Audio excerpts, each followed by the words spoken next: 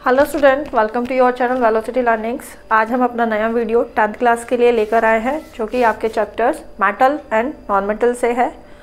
आज हम आपको जो एक्सप्लेन करने वाले हैं वो metal and physical properties of metals को हम एक्सप्लेन करने वाले हैं। ओके, तो अभी यहाँ से पहले ये एक चीज़ आती है कि आपका मेटल क्या मेटल है, क्यों नीड पड़ा कि ये चीज़ मेटल है और ये चीज़ जो है नॉन मेटल है। अकॉर्डिंग टू दिस, देखो हमारे टोटल जो केमिस्ट्री के अंदर अगर हम देखते हैं, हमारे अराउंड अबाउट 118 एलिमेंट्स हैं जो नॉन हैं। ओके, तो उसमें से उनकी जो प्रॉपर्टीज़ होती हैं कि चाहे वो फिज़िकल प्रॉपर्टीज़ हो चाहे वो आपकी केमिकल प्रॉपर्टीज़ हो, उनके बेस पर इन एलिमेंट्स को जो है मेटल्स और नॉन मेटल्स में डिवाइड किया गया है। 2 सेपरेट ग्रुप्स में इनको डिवाइड किया गया है। ऑलमोस्ट अगर आप अपने पीरियोडिक टेबल देखते हो तो आपकी पीरियोडिक टेबल में लेफ्ट हैंड साइड जो होता है, एक्सट्रीमली लेफ्ट हैंड साइड भी चलोगे तो बहुत स्ट्रॉन्ग मेटल्स होंगी, ठीक है। उसके बाद में थोड़ा सा वीक मेटल्स आ जाती हैं। तो लेफ्ट हैंड साइड आपके पीरियोडिक टेबल में जो भी एलिमेंट्स होते हैं, this all are called the metals. और राइट हैंड साइड जो होते हैं वो आपके क्या होते हैं, नॉन मेटल्स होते हैं। पीरियोडिक टेबल अगर आप देखोगे स्टूडेंट्स, तो आप देखोगे कि आपकी पीरियोडिक टेबल में जो मैक्सिमम नंबर होते हैं एलिमेंट्स, वो क्या होते हैं, मेटल्स होते हैं। नॉन मेटल कंपैरिजन में मेटल्स के जो होते हैं बहुत कम होते हैं। राउंड अबाउट 22 जो है एलिमेंट्स वो आपके क्या होते हैं, नॉन मेटल होते हैं।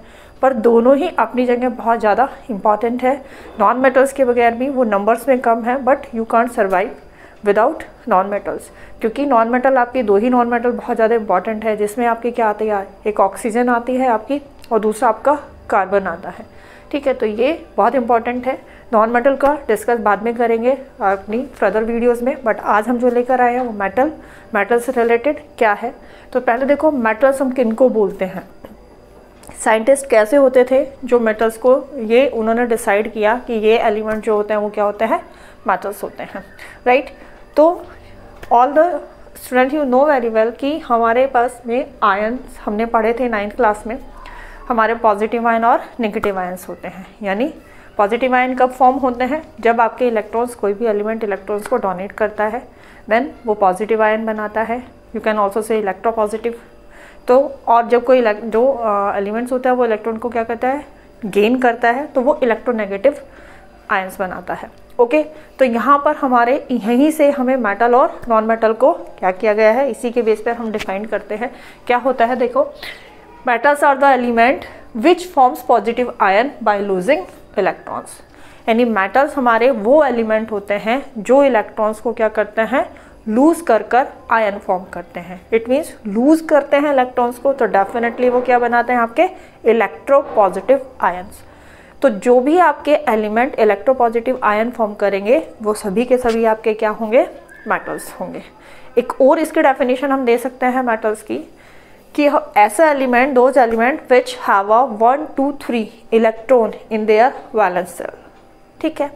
हमारे वे एलिमेंट जिनके वैलेंस सेल में जो होता है 1, 2 या फिर 3 इलेक्ट्रॉन्स प्रेजेंट होते हैं, वो हमारी क्या होती है, मेटल्स होती हैं।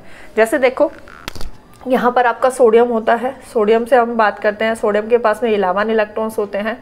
तो ये हो गया आपका 2, 8, 1, ठीक है। मैग्नीशियम पे चलते हैं। मैग्नीशियम के पास में you know very well 12 electrons होते हैं, देन 2, 8, 2, ठीक है। एल्यूमिनियम पे आ जाते हैं। यहाँ पर एल्यूमिनियम के पास में आपको पता है 13 होता है, तो 2, 8, 3, राइट। तो यहाँ पर मैंने जो अभी एलिमेंट्स बताए हैं आपको, ये 1 electron, 2 electron and 3 electron.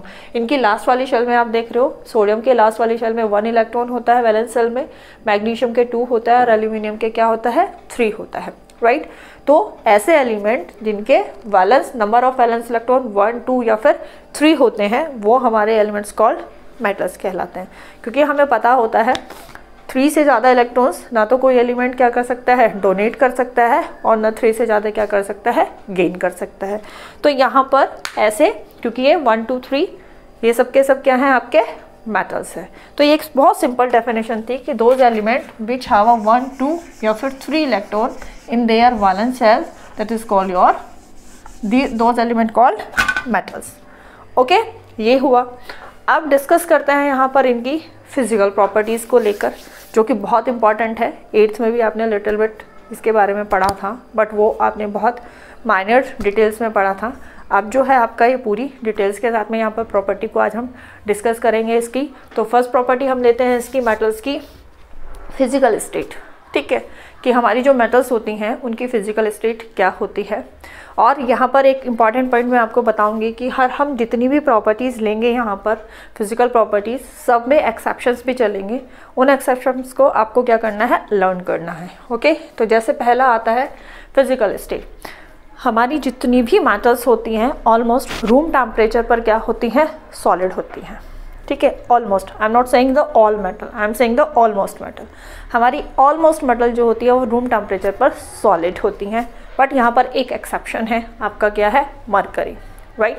Mercury जो होता है आपका वो रूम टेम्परेचर पर क्या होता है, लिक्विड होता है, ठीक है, रूम टेम्परेचर पर लिक्विड होता है। और एक और आता है इसमें आपका गैलियम। गैलियम भी जो होता है आपका लिक्विड फॉर्म में होता है। ओके, तो फिजिकल स्टेट मैक्सिमम मेटल्स जो होती हैं वो क्या होती हैं, सॉलिड होती हैं आपके रूम टेम्परेचर पर, maximum, not all. Metals are malleable. Metals जो होती हैं मैलेबल होती है। पहले मैलेबल होता क्या है, देखो ये एक इसकी कैरेक्टरिस्टिक प्रॉपर्टी होती है मेटल्स की, मैलेबिलिटी। मैलेबिलिटी का मतलब होता है कि हम मेटल्स को कैन बी कन्वर्ट इनटू, या फिर it can beaten into a thin sheets. आप हैमर के साथ में इसको हैमर से बीट करो, आप उसको क्या कर सकते हो, थिन शीट में कन्वर्ट कर सकते हो विदाउट ब्रेकिंग, ठीक है, विदाउट ब्रेकिंग। और इसी का आइडिया आप यहाँ से लगाइए कि जो आप एल्यूमिनियम फॉयल अपने किचन में यूज़ करते हैं वो एल्यूमिनियम फॉयल आपका एल्यूमिनियम मेटल से बना होता है, और आप कितना थिन होता है वो। ओके, तो यही चीज़ इसकी एक कैरेक्टरिस्टिक प्रॉपर्टी है कि इनके अंदर क्या होते हैं, मेटल्स जो होती हैं वो मैलेबल होती हैं, it can beaten into thin sheet, इनको कन्वर्ट किया जा सकता है थिन शीट में विदाउट ब्रेकिंग, इसीलिए बहुत यूज़फुल होती हैं ये आपकी। इसमें ज्वेलरी आपकी आती है, गोल्ड को अगर हम लें तो गोल्ड भी क्या होता है, मैलेबल होता है, मैलेबल होता है, जिसकी वजह से क्या होता है, उसको हम डिफरेंट शेप्स के ऑर्नामेंट उससे प्रिपेयर कर सकते हैं, इसकी इसी प्रॉपर्टी की वजह से। लेकिन यहाँ पर भी एक्सेप्शन आता है आपका, आपकी सोडियम है, ठीक है, sodium metal, potassium metal, mercury है, गैलियम है, और यहाँ पर देखो जिंक भी है। जिंक मेटल भी आपके ऐसे होती हैं जो मैलेबिलिटी को शो नहीं करता, यानी आप जो होता है उसको थिन शीट में कन्वर्ट नहीं कर सकते हो। ओके, नेक्स्ट पॉइंट आता है आपका मेटल्स आर डक्टाइल, राइट। ये भी कैरेक्टरिस्टिक प्रॉपर्टी है आपकी मेटल्स की। डक्टाइल का मतलब होता है कि हम उनको ड्रॉ कर सकते हैं थिन वायर में। आप मेटल लो और मेटल को उसको थिन वायर में आप क्या करते हो, यानी अगर आप मेटल को स्ट्रेच करते हो तो स्ट्रेच करके आप उसको क्या कर सकते हो, थिन वायर में कन्वर्ट कर सकते हो, ठीक है। लेकिन यहाँ पर भी एक्सेप्शन है, यहाँ पर वही सेम आएंगी, जो मैलेबिलिटी शो नहीं करेंगे वो डक्टिलिटी को शो भी नहीं करेंगे। सोडियम, पोटेशियम, मरकरी, एंड यहाँ पर जो आता है ये गैलियम जो होता है ये भी आपकी जो है डक्टिलिटी को शो नहीं करता। ओके, अब डक्टिलिटी देखो, जैसे अगर मैं आपके गोल्ड की बात करती हूँ कि गोल्ड इतना डक्टाइल होता है कि अगर आप 1 ग्राम गोल्ड लेते हो तो you can make a 2 kilometre long wire by the 1 gram gold. Okay, तो ये डक्टिलिटी आप यहाँ देखो, डक्टिलिटी एल्यूमिनियम का होता है आपका, सिल्वर, कॉपर, ठीक है, ये आपके मोस्ट डक्टाइल एलिमेंट जो होते हैं, मेटल्स होती हैं। क्यों? क्योंकि देखो हमारे जितने भी इलेक्ट्रिक वायर्स होते हैं आप देखते हो वो सब किसके होते हैं, कॉपर से बने हुए होते हैं। तो यानी आप उनको थिन वायर में ड्रॉ किया हुआ है कॉपर को। एल्यूमिनियम, सिल्वर सबसे अच्छा होता है, लेकिन सिल्वर क्या होता है कि बहुत ज़्यादा कॉस्टली होने की वजह से हम जो अपनी इलेक्ट्रिक वायर होते हैं उसको as a electric wire use नहीं करते। रीज़न सिर्फ यही है, अदरवाइज जो सिल्वर होता है वो सबसे ज़्यादा डक्टिलिटी को एक तरीके से शो करता है। ओके, नेक्स्ट आता है आपका यहाँ पर हार्डनेस, ठीक है। तो अब हमने बताया था कि जो मेटल्स होती हैं वो क्या होती हैं, जब यहाँ पर एक ऊपर आया था आपका कि स्टेज पर मेटल्स जो होती है ऑलमोस्ट जो होती हैं वो सॉलिड होती हैं, राइट। जब मेटल्स सॉलिड होंगी तो इट मीन्स वो क्या होंगी, स्ट्रॉन्ग भी होंगी, ठीक है, तो हार्ड भी होंगी। यहाँ पर जब सॉलिड है तो इट मीन्स हार्ड है। क्यों? क्योंकि देखो यहाँ पर क्या होता है, मोस्टली हमने 2 तरह की चीज़ें पढ़ी हैं, आपका आयनिक बॉन्ड और कोवेलेंट बॉन्ड, ठीक है। तो यहाँ पर लेकिन जो आपका मेटल मेटल कंबाइंड होता है, मेटल्स के बीच में जो होगा मेटालिक बॉन्ड होता है जो कि बहुत ज़्यादा स्ट्रॉन्ग होता है, और इसीलिए मेटल जो होती हैं वो ऑलमोस्ट क्या होती है, हार्ड होती हैं, ठीक है। तो hardness, metals are generally hard, okay लेकिन एक्सेप्शंस इसमें भी आएंगे आपके, कौन कौन से आएंगे आपके हार्ड के एक्सेप्शंस इसमें? सोडियम हो गया, पोटेशियम हो गया, ठीक है, आपका गैलियम हो गया, मरकरी हो गया, ये आपके क्या है, ये जनरली जो होते हैं हार्ड नहीं होते। सोडियम और पोटेशियम को तो इवन हम क्या बोलते हैं, सॉफ्ट सॉलिड, ठीक है, यानी अगर आप इसको प्रेस करो ये इतने सॉफ्ट होते हैं कि आप जो होता है पोटेशियम और जो तुम्हारी ये सोडियम होता है, you can cut by knife, इतना सॉफ्ट होता है कि आप इनको नाइफ से भी क्या कर सकते हो, कट कर सकते हो। ओके तो ये सॉफ्ट सॉलिड में आते हैं इसीलिए यहाँ पर। और मरकरी तो यू नो वेरी वेल, अभी हमने बताया कि मरकरी रूम टेम्परेचर पर क्या होता है, लिक्विड फॉर्म में होता है। ओके नेक्स्ट आता है, ये जो मेटल्स होती हैं are good conductor of heat and electricity, right, heat और इलेक्ट्रिसिटी की गुड कंडक्टर होती हैं आप ये, कि यानी इनमें हीट और इलेक्ट्रिसिटी इजीली क्या होती है, सप्लाई होती है। रीज़न देखो इनका क्या होता है, यहाँ पर पहले तो देखो आपका आयरन है, आपका एल्यूमिनियम है, आपका कॉपर है, ये आपके क्या है, गुड कंडक्टर ऑफ हीट है। इसलिए मोस्टली आपने देखा होगा कि जो हमारे यूटेंसिल्स होते हैं वो एल्यूमिनियम से बनते हैं, ठीक है, और हमारे जो बॉयलर वगैरह होते हैं, जो हमारी मशीन्स या व्हीकल्स होते हैं, ये मोस्टली किससे बनते हैं, सब आपके क्या होता है, कॉपर या एल्यूमिनियम से ही ऑलमोस्ट फॉर्म होते हैं। क्यों? क्योंकि ये गुड कंडक्टर ऑफ हीट है। इलेक्ट्रिसिटी है, इलेक्ट्रिसिटी में हमारे जितने भी इलेक्ट्रोड्स वगैरह, जैसे हम बात करें जो वायर होता है, अभी बताया था कि इलेक्ट्रिक वायर जो होता है वो मोस्टली क्या होता है, आपका कॉपर का बना होता है। तो इसीलिए क्या होता है कि copper is a good conductor of heat and electricity, right. अब इसका रीज़न देखो बच्चों क्यों होता है, कि कैसे होती है हीट प्रोड्यूस यहाँ पर। तो नॉर्मली आप कोई भी एक एल्यूमिनियम रोड लो, राइट, एक कैंडल को बर्न करो और उस एल्यूमिनियम रोड का एक एंड क्या करोगे आप, उस कैंडल फ्लेम पर लेकर आओ। तो धीरे धीरे आप क्या देखोगे कि कैंडल्स जो फ्लेम थी वहाँ से हीट जो है वो ट्रांसफ़र हो रही है, जिसकी वजह से जो आपकी एल्यूमिनियम मेटल एटम से बनी हुई है, तो definitely there is a lots of atom present in your aluminium rod. वहाँ पर वो एटम क्या करेंगे, उस हीट को एब्जॉर्ब करेंगे और क्या होंगे, विगरसली क्या हो जाएंगे, वाइब्रेंट हो जाएंगे। फिर क्या करेंगे, वो एनर्जी जो एटम्स पे एनर्जी गेन करी वहाँ से, वो एनर्जी वो इलेक्ट्रॉन को ट्रांसफ़र करेंगे, ठीक है। तो वहाँ से इलेक्ट्रॉन, क्योंकि हर जगह इलेक्ट्रॉन प्रेजेंट है, हमने बताया था मेटल में वहाँ पर इलेक्ट्रॉन प्रेजेंट है, तो वो एनर्जी वाइब्रेटेड एनर्जी जो हुई है, जो एटम से इलेक्ट्रॉन को पहुँची और एक इलेक्ट्रॉन दूसरे इलेक्ट्रॉन को, अनदर इलेक्ट्रॉन को पास करता है, और इसी तरीके से ये प्रोसेस चलता रहता है। और पूरी रोड आप आफ्टर सम टाइम आप देखोगे कि जो पूरी की पूरी एल्यूमिनियम रोड है वो आपको क्या लगेगी, हॉट लगेगी।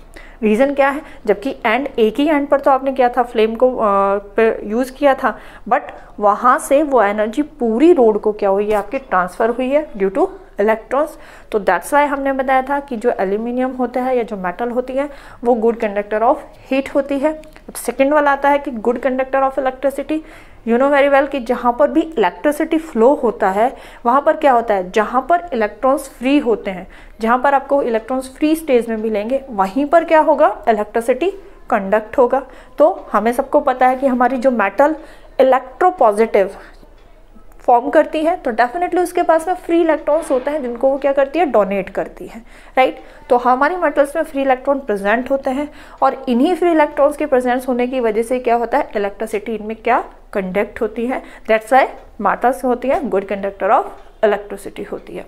ओके यहाँ पर भी एक्सेप्शंस हमने आपको बता दिए हैं। इसमें देखो एक्सेप्शंस हमारे क्या होते हैं, इसमें आपका टंगस्टन वायर जो आपके बल्ब में होता है वो इसका क्या होता है, वो बैड कंडक्टर ऑफ आपका इलेक्ट्रिसिटी होता है या हीट होता है। आपको पता भी है कि जो हमारा टंगस्टन वायर होता है वो हाईली क्या होता है, उसका रेजिस्टेंस बहुत ज़्यादा हाई होता है।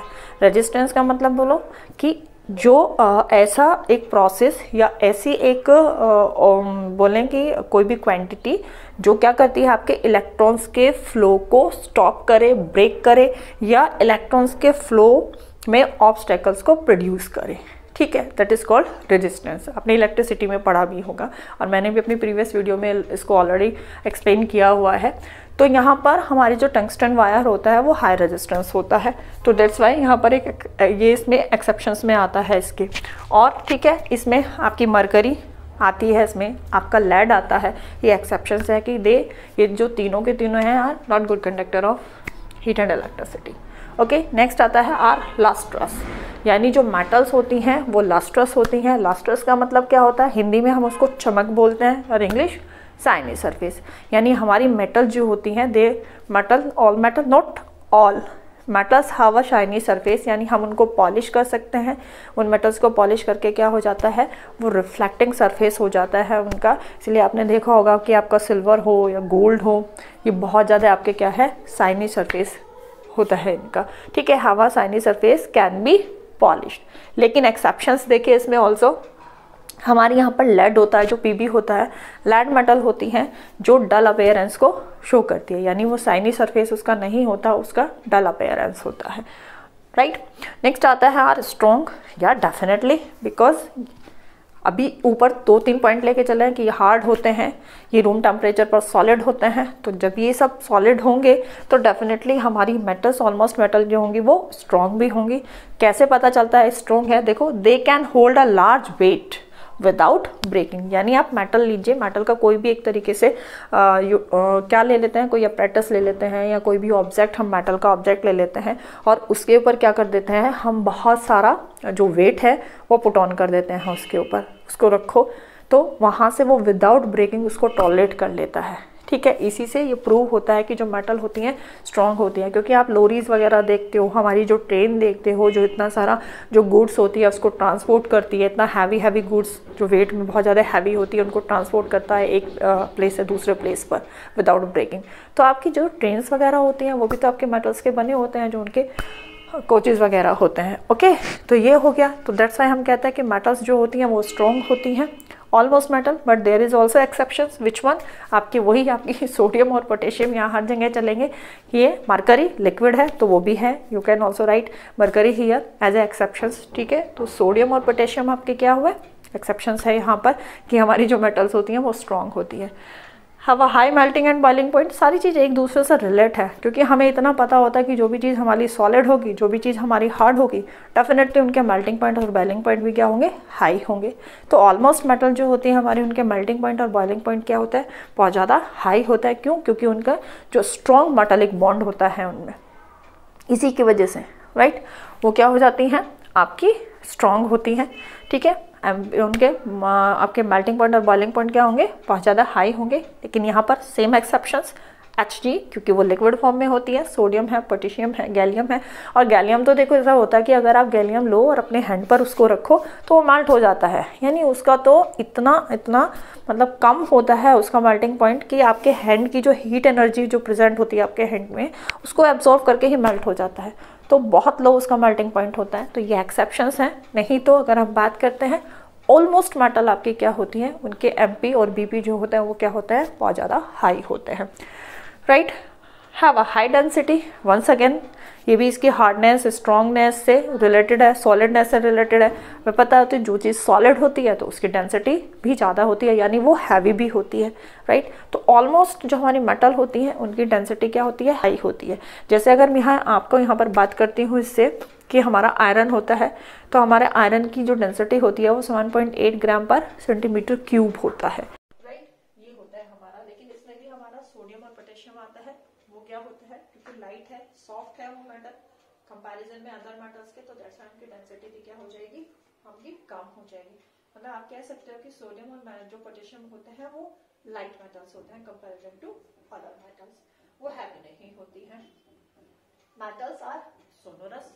सोनोरस पहले क्या होता है, सोनोरस का मीन्स होता है कि अगर आप किसी एक कोई मेटल ऑब्जेक्ट है और आपको उसको किसी अदर ऑब्जेक्ट से हिट करो, ठीक है, तो वो वहां पर एक रिंगिंग साउंड प्रोड्यूस करता है, रिंगिंग साउंड प्रोड्यूस करता है जब आप उसको किसी ऑब्जेक्ट से हिट करते हो, ठीक है। इसीलिए ऑलमोस्ट आपके देखो बेल वगैरह जो होती है, आपकी जो डोरबेल होती है वो इसी की बनी होती है, मेटल्स की बनी होती है।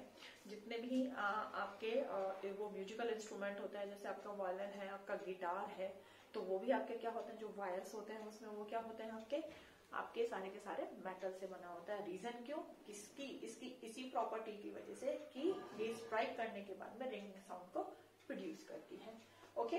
तो it means we can say कि metal, almost metal are sonorous होते हैं हमारे, ओके। नेक्स्ट आता है आपका यहाँ पर नेचर ऑफ ऑक्साइड्स, यानी जब भी आपके मेटल्स जो होती हैं ऑक्सीजन से रिएक्शन करेंगे तो डेफिनेटली वहां पर ऑक्साइड्स फॉर्म होंगी। तो वो जो उनकी मेटालिक ऑक्साइड जो फॉर्म हुई उसकी नेचर क्या होती है, नेचर बोले तो एसिडिक और बेसिक से भी बात कर रहे हैं हम यहाँ पर। तो हमारी मेटल्स जब भी ऑक्सीजन के साथ में रिएक्शन करती है तो वहां पर जो ऑक्साइड फॉर्म करेगी वो ऑक्साइड्स आपकी कैसी होगी, नेचर में बेसिक होगी। ओके, वो क्या होगी, बेसिक होगी। यहाँ पर कुछ examples I have written, N2O यानी सोडियम ऑक्साइड आपकी, पोटेशियम ऑक्साइड आपकी एंड मैग्नीशियम ऑक्साइड। ये आपकी क्या है, यहाँ आपकी क्या चीजें हैं, ये आपकी सारी की सारी जो मैंने यहाँ पे लिखी है, ये ऑलमोस्ट जो हमारी ऑक्साइड्स होती है मेटालिक ऑक्साइड, वो बेसिक बिहेवियर को शो करती है। लेकिन वे इसमें भी एक्सेप्शंस है, आपकी क्रोमियम वाली होती है और आपकी मैग्नीज ऑक्साइड जो ये होती है, डाइऑक्साइड जो होती है, ये हेप्टा ऑक्साइड, ये क्या होती है, ये आपकी इस बेसिक बिहेवियर को शो नहीं करती। ठीक है, लेकिन कुछ एक इम्पॉर्टेंट इसमें आता है प्लीज, क्या होता है, एक हमारी स्पेशल टाइप की ऑक्साइड्स होती हैं जिनको हम क्या बोलते हैं, एम्फॉर्टिक ऑक्साइड बोलते हैं। ये हमारी देखो क्या होती है, ये होती है एम्फॉर्टिक ऑक्साइड्स जो होती हैं, ये आपके दोनों तरीके के बिहेवियर को शो करती हैं। आपके एसिडिक नेचर को भी शो करती हैं और आपकी बेसिक नेचर को भी शो करती हैं। ओके, ये डिपेंड करता है केमिकल रिएक्शंस के ऊपर कि ये किस तरीके से कौन सी रिएक्शन में ये एसिडिक बिहेवियर को शो करेगी और किस रिएक्शन में ये क्या कर रही है, बेसिक बिहेवियर को शो करेगी।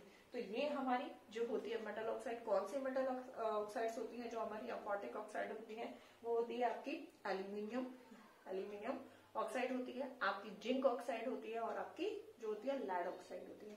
ये तीन ऑक्साइड होती हैं आपके मेटालिक ऑक्साइड होती हैं जो आपकी क्या होती है, एम्फॉर्टिक, यानी according to the reaction they can show both type behaviour, acidic and basic. Right, next आता है आपका type of ions. Type of ion यानी आपकी जो मेटल्स होती हैं वो किस तरीके के आयन को फॉर्म करती है। राइट, आयन मतलब जो हम बता रहे थे पॉजिटिव आयन या आपका नेगेटिव आयन, वो किस तरीके के आयन को फॉर्म करती है, यहाँ पर आपको बताना है। तो यहाँ पर लिखा है electropositive. You know very well electropositive क्यों, क्योंकि हम अगर मेटल की बात करते हैं बच्चों, जैसे यहाँ पर आता है आपका sodium, we know that 11 electron, so 2 8 1। तो ये अपना इनर्ट गैस स्ट्रक्चर गेन करने के लिए ये क्या करती है, इस 1 इलेक्ट्रॉन को इजीली क्या करती है, डोनेट करती है। तो ये क्या हो जाती है, आपका पॉजिटिव आयन यानी केटायन फॉर्म करती है। जब केटायन फॉर्म करती है तो you can also say the electropositive या फिर इलेक्ट्रॉन डोनर। राइट, तो हमारी मैग्नीशियम देखो, मैग्नीशियम में भी अगर बात करते हैं 12 2 8 2 हो गया, यहाँ पर 2 इलेक्ट्रॉन डोनेट करेंगे। यहाँ पर आ जाता है आपका कैल्शियम ले लेते हैं, कैल्शियम का होता है 20, सो 2 8 8 एंड 2 2। ठीक है, क्योंकि हमें पता है इनर्ट गैस स्ट्रक्चर गेन करने के लिए अगर हम कैल्शियम की बात करें तो उसको 6 इलेक्ट्रॉन्स की नीड होती है, जो कि पॉसिबल नहीं है कि कोई भी फर्दर एलिमेंट इसके साथ में रिएक्शन करेगा या वो 6 इलेक्ट्रॉन उसको डोनेट कर देगा। पॉसिबिलिटी नहीं है, क्योंकि 3 से ज्यादा ना तो आप गेन कर सकते हो और ना ही 3 से ज्यादा आप लूज कर सकते हो। तो यहाँ पर इसलिए क्या करेंगे, ये इजीली क्या कर देते हैं, 2 electrons need 6 electrons to complete their octet. So that's why ये क्या कर देते हैं कि जो कि इम्पॉसिबल है, ये इन 2 इलेक्ट्रॉन्स को क्या कर देते हैं, डोनेट कर देते हैं। राइट, और इनका ऑक्टेट बन जाता है फिर 288। राइट, ओके, तो इट मीन्स हमारी जितनी भी मेटल्स होती हैं वो क्या करती हैं, वो हमारा इलेक्ट्रोपॉजिटिव आयन जो होती है फॉर्म करती है, या कह सकते हो कैटायन फॉर्म करती है। ओके, नेक्स्ट आता है आपका एटोमिसिटी। हमारी जो मेटल, पहले एटोमिसिटी क्या होता है, देखो आप अधिकतर अगर मैं आपसे बात करूं कि क्लोरीन जो एग्जिस्ट होती है वो किस फॉर्म में एग्जिस्ट होती है। क्लोरीन को हम ऐसे तो नहीं लिखते ना, हम क्लोरीन को कैसे रिटर्न करते हैं, write down Cl2। Right, oxygen को कैसे लिखते हैं, O2। इसका एक और फॉर्म होता है ओजोन, O3, ऐसे लिखते हैं। फास्फोरस भी आता है P4। लेकिन अगर मैं आपसे बोलूं राइट डाउन द जो भी आता है मेटल्स को एल्यूमिनियम फॉर्म एग्जिस्ट होती है जिस फॉर्म में, तो आप लिखोगे एल्यूमिनियम Al, मैग्नीशियम को Mg लिखोगे, आयरन को Fe लिखोगे। ठीक है, आप ऐसे लिखोगे इनको। तो यहाँ पर कुछ आपको डिफरेंसेस दिख रहे हैं। तो यहाँ पर ये जो है यानी इनकी क्या हो रहा है, आपके 2 एटम्स कंबाइंड हुए तब क्लोरीन बना, क्लोरीन गैस यानी मॉलिक्यूल बना। तो ऑलमोस्ट वी कैन से कि ये तो हमें इस फॉर्म में एग्जिस्ट होते हैं। राइट, यहाँ पर 2 एटम कंबाइंड हुए क्लोरीन के, यहाँ पर ऑक्सीजन के 2 एटम कंबाइंड हुए, यहाँ पर ऑक्सीजन के 3 एटम कंबाइंड हुए जो ओजोन बनता है, फास्फोरस के 4 एटम कंबाइंड होते हैं। लेकिन ये सिंगल क्या होती है, यहाँ पर आपको कहीं भी नंबर ऑफ एटम्स तो क्या है, सिंगल ही दिख रहे हैं, कहीं भी आपको इसके नीचे नंबर्स नहीं दिख रहे, 2 3 4 कुछ भी नहीं दिख रहा है। राइट। तो इनमें से हमारे जितनी भी मेटल्स होती हैं, अगर हम उनको बात करते हैं उनकी वेपर्स स्टेट में, वो क्या होती है? Mono atomic. ठीक है, जहां पर 2 एटम्स कंबाइंड है वो डाई एटॉमिक हो गए, जहां पर 3 एटम कंबाइंड है वो आपके ट्राई एटॉमिक हो गए, जहां पर 4 है वो आपके टेट्रा हो गए। ठीक है, तो वी कैन से ये यहाँ पर मैंने ऑलमोस्ट जितनी भी लिखे हैं सब नॉन मेटल्स है, राइट। तो इनको हम पॉली एटॉमिक भी बोल सकते हैं। ठीक है, पॉली एटॉमिक। बट हमारी जो मेटल्स होती हैं वो क्या होती है? वेपर्स स्टेज में ऑलवेज भी क्या होती है? आपकी मोनो एटॉमिक होती है, राइट। इसी तरीके से मिलती है आपकी इसमें, चाहे आप इसके मॉलिक्यूलर फॉर्म समझ लो, चाहे आप इसके सिंबल समझ लो, इनके ये इसी फॉर्म में रिटर्न होते हैं। ओके, तो ये आपको आज फिजिकल प्रॉपर्टी समझाएंगे मेटल्स की। होपफुली क्लियर हुआ होगा आपका कंसेप्ट। अब के लिए नया वीडियो लेकर आएंगे जिसमें हम नॉन मेटल्स की फिजिकल प्रॉपर्टीज को लेकर आएंगे। तब तक के लिए thank you for watching my channel.